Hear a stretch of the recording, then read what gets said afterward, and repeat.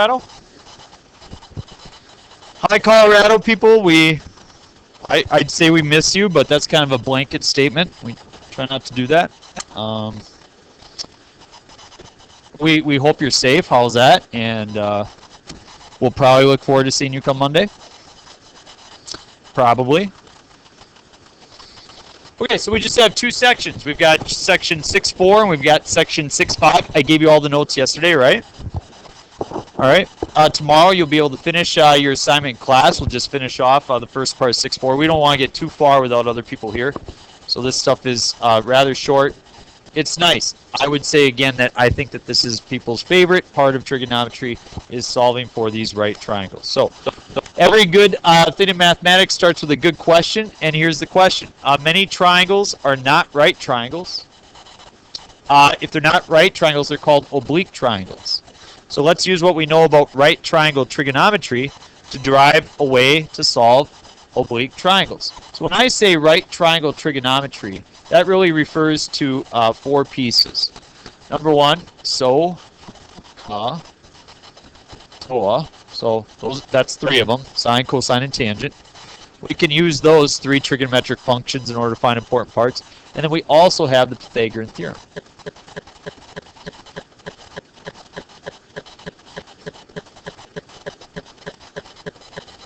What is the Pythagorean theorem?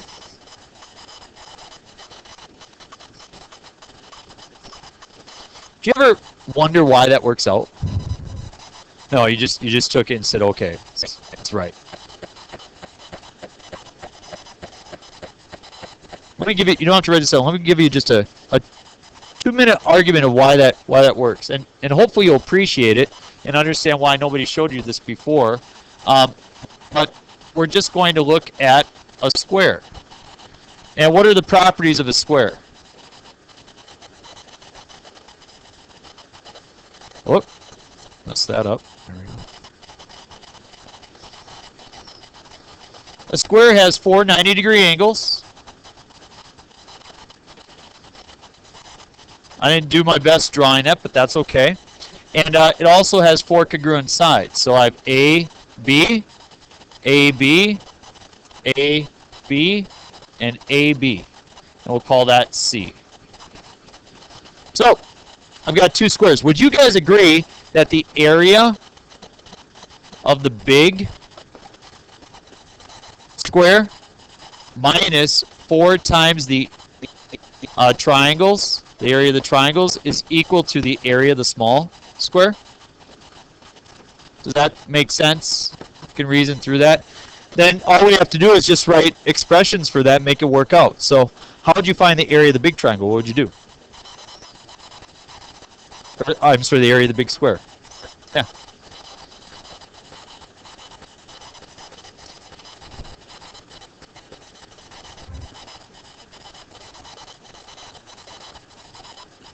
Also that they're equilateral? I don't think it's possible in the drawing to make them so they are equilateral. They are required in this part to have 3 different sides because they have a right. Yep. I could make it so that they have 2 that are the same, but you could. It would work out just the same. But anyways, if you want the area of the big square, what's the length of the side of the square? A plus B. And if you took A plus B times A plus B, you get A plus B squared. Minus 4 times, what's the area of each square, or each triangle? How do you find the area of a triangle? AB times 1/2. And what's the area of the small square? C squared. So, let's work this through. What's A plus B quantity squared? 2AB. What's 4 times 1/2 AB? And what happens? The 2AB and the negative 2AB go away. You can see you get A squared plus B squared equals C squared. So, people have given you a formula, but you never saw for sure why it worked. That's just one basic proof that you could use for the Pythagorean theorem. The area of the big square minus 4 times the area of the triangle. So there's 4 triangles, so I find the area of one and multiply by 4. That's it. So today you're going to learn something else. We're going to use right triangle trig to find what we call the law of sines, and we're just going to put forth an argument. And this is an argument you should be able to, generate on your own. Okay, so after following it through, this is something you should be able to do on your own as well. So if we mark these sides A, B, and C, can you tell me what this side is? AC, if I write it in terms of one letter, it's B. This is A, and this is C. And since I don't have a right triangle, I'll make a right triangle. Now I have 2 right triangles. And I'll say that it has a length of h on the height. So now I have 2 triangles, and they both share this side. If you focus on angle A and on angle B, which of the 3 trigonometric ratios has to deal with this side right here? Sine and cosine has to do with the bottom and the hypotenuse, right? Tangent, so we can choose tangent or we can use sine. Sine would be the opposite divided by the hypotenuse. Opposite divided by hypotenuse. Tangent would be the opposite divided by the adjacent. We don't know the length of this adjacent or this adjacent. We know that they add up to a length of c, but we don't know each of those distances. So let's write in terms of sine. Sine of angle A is what? What is the ratio of sine of A? Give me some letters. H over. And sine of angle B is H over A.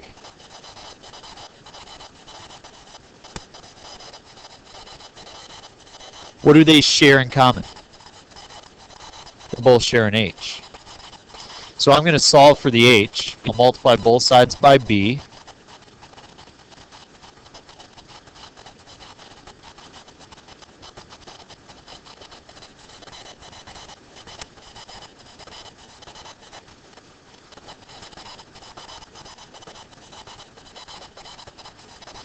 If they're both equal to H, then they're both equal to each other. So you have B times the sine of A is equal to A times the sine of B.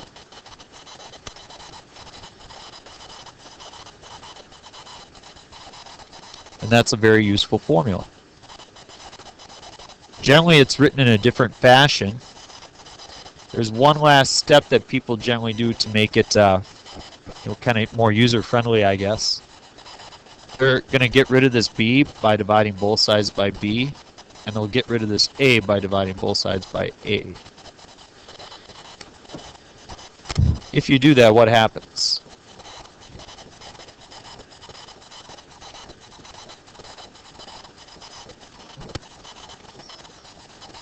As you can see, you have just the sine of A over side A. You have the sine of B over side B. And we do add one more formula onto that, or one more ratio. What do you think the other one is? Sine of C over C. This is on the ACT.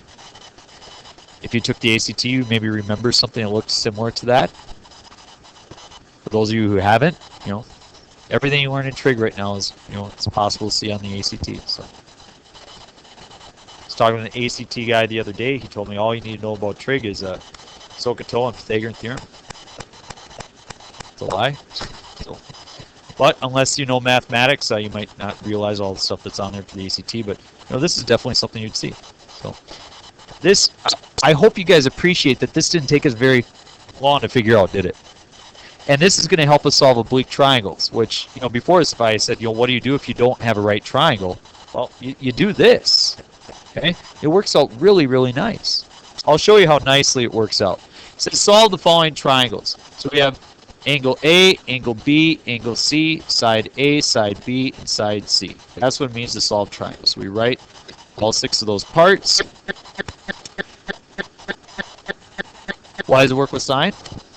All I could say is the best answer I could give you is the reason why it works with sine is because when we divide it, you know, sine is the opposite over the hypotenuse. I mean, it's nice that it's this relationship right here. I mean, it's the fact that those share that spot. I mean, there's not a nice law for tangent. There is one for cosines. That's what we'll do next week, but it's not as pretty. So unfortunately. Well, you know what? We could probably derive one for tangent. It's just as easy to use cosine. Just as easy to use cosine. All right, so we flip back to, where am I? There I am. Okay, so we have our drawing. We have A, B, and C. I'm going to create my angle, or my triangle, A, B, and C. Side, or angle A is 42 degrees. B is 80 degrees. Side A is 10. This is B, and this is C. So, we got to be able to fill all 6. What do you know right now? Very good. How do you know that, Preston? So, this is an important part. You realize that all the angles of a triangle have to add 180. And so, therefore, this needs to be 58. We now have all the angles taken care of. That wasn't too difficult. The sides, on the other hand, we have side A is 10. And we got to figure out the other 2.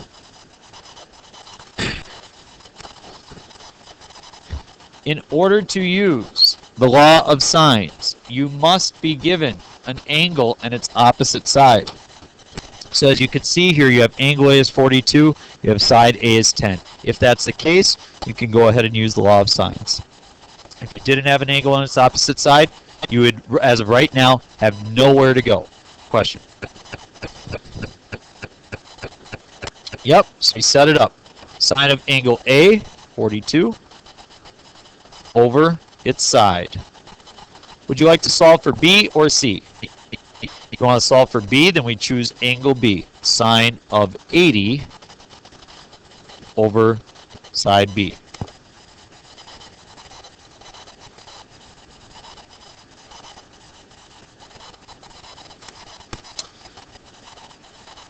I just generally tell people to cross multiply in these situations. If we have B times the sine of 42 then equals 10 times the sine of 80. And then I divide both sides by sine of 42.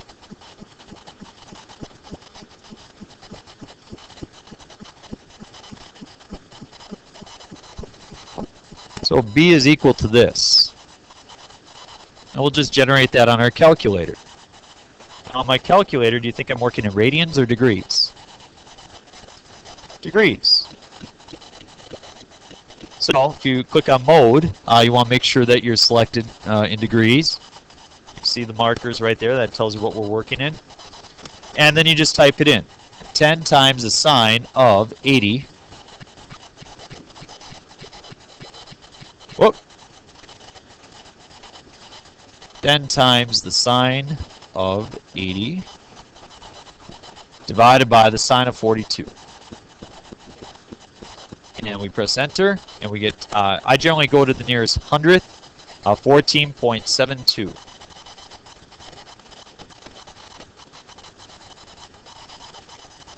How would you find side C?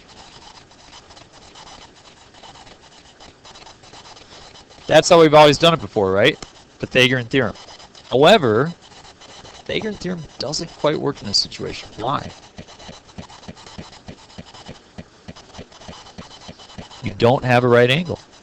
Remember, the Pythagorean theorem only applies to triangles that have right angles. So therefore, since we don't have a right angle, the Pythagorean theorem is not going to work for us. So we just use the law of sines again.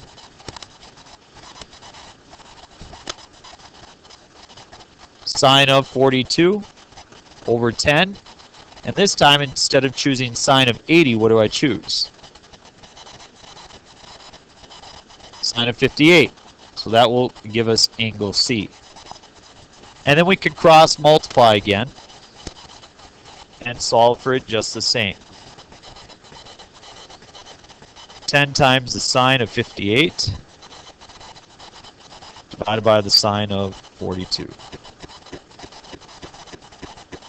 And I got 1267.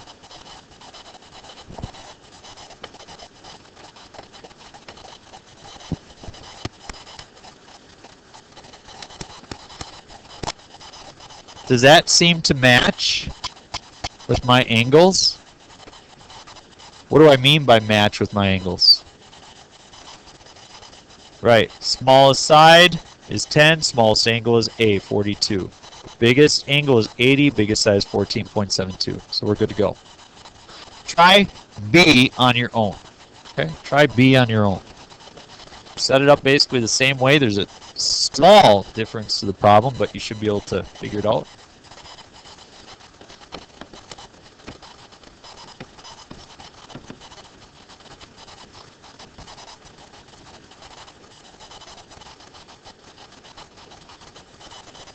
I'm going to do it for the people who are watching the video possibly. So you guys just work on it without looking and see if we come up with the same thing.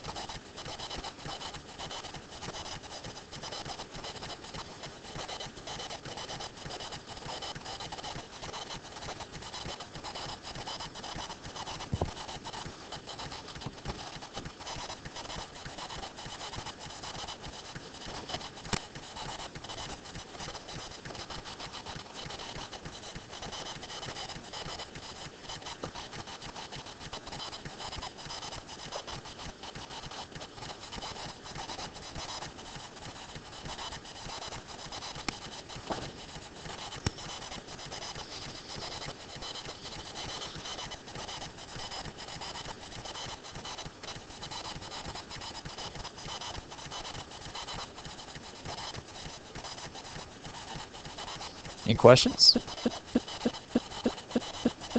The same thing? Most common problem people do not get the right answer is they were working in radians as opposed to degrees. Again, after I'm all done, I immediately check to see is the biggest angle the biggest side, so on and so forth.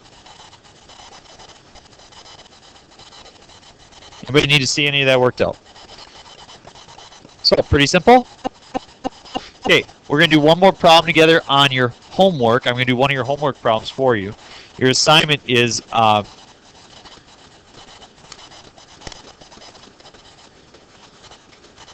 okay.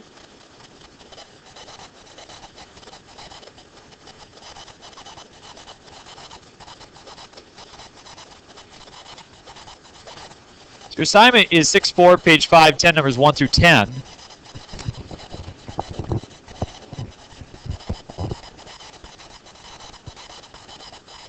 And note that for problems 1 through 6, you don't solve the whole triangle. You just look for one side or one angle.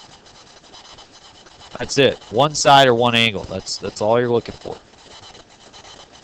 So what we're going to do right now is we're going to do one more example from your book. It's problem number 5 from your homework. That way you only have 9 to do. The other problem, 7, 8, 9, and 10, you need to solve the entire triangle. So,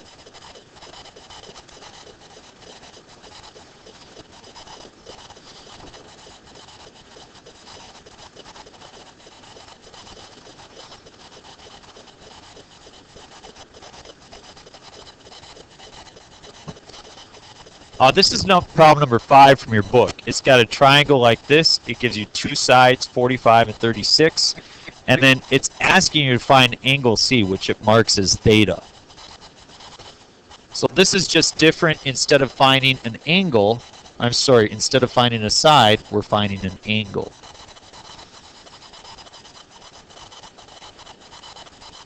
I haven't shown you how to find an angle. That's why we're doing this.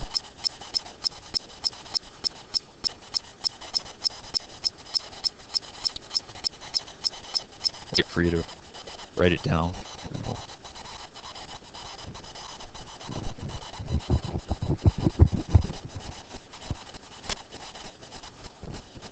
Okay, so do you have an angle on its opposite side? Yeah. You have angle A is 120 and its opposite side is 45. So because you have this connection right here that says, hey, we can use the law of sines. If you didn't have that, we wouldn't know what to do yet.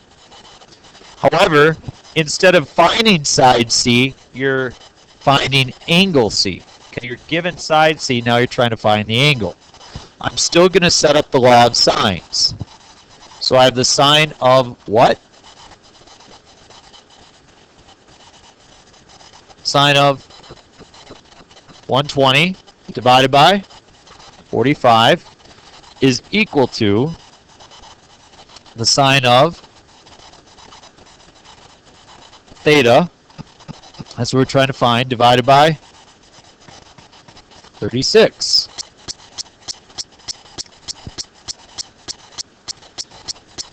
So what am I trying to solve for in this algebraic expression here? I'm trying to solve for sine of theta. So to get sine of theta by itself, I just multiply both sides by 36. So I have 36 times the sine of 120 degrees divided by 45 is equal to the sine of theta. Do you remember from your test, not your previous one we were graphing, but the one before that, do you remember how we solved for an angle? What did we do with your calculator? Yeah, we did that second sine, is the inverse sine operation. So that's the same thing we're going to do here. We just need to create a decimal here and then do our inverse. So let's do that. You take 36 times the sine of 120, and then we divide that by 45. And you get 0.6928.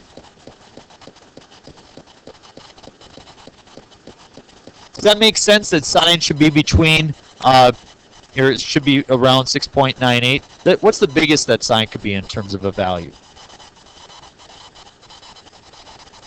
We just got done graphing of just sine of theta. What's the biggest it could be? 1. What's the lowest it could be? -1, right? And so you got 1 to -1. So it's between there, so that makes sense. So all I'm going to do now on my calculator, again, making sure I'm working in degrees, I will sine inverse my decimal. And instead of typing in, I can always just go second answer, and that way it will pull the whole decimal, and it will be more accurate. 43.85 degrees.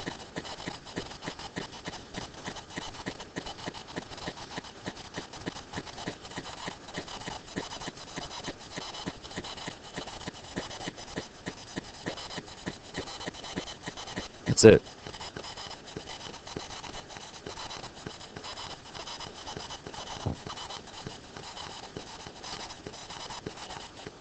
Done with the problem. All I'm going to ask you is just please flip to the very back page of your notes so you can see the formula sheet that you have. Do you think you'll have any problem memorizing the law of sines? It's generally a nice, easy one. Sine of A over A is sine of B over B is sine of C over C. Here I give you, it's kind of a decision tree because the problem is that we're dealing with triangles. And if you notice on top, I have all 6 cases of triangles that you might be given. Angle, angle, angle. If you remember from geometry, there's no, how do you say it? There's no congruence theorems for angle, angle, angle. It doesn't work out. If you remember, there's 4 more that work all the time. Angle, angle, side, angle, side, angle, side, angle, side, side, side, angle. But if you look at that decision tree, it's when you get to this situation that you obviously have all that garbage underneath where we have multiple choices. So we spend a lot of our time, right now we're just focusing basically on 2 angles and a given side. But when we switch it to where you have 2 sides and 1 angle, that makes it much more difficult. So you remember that from geometry, right? That's one thing that stuck with you? Okay. All right. So that's where we're headed. There you go.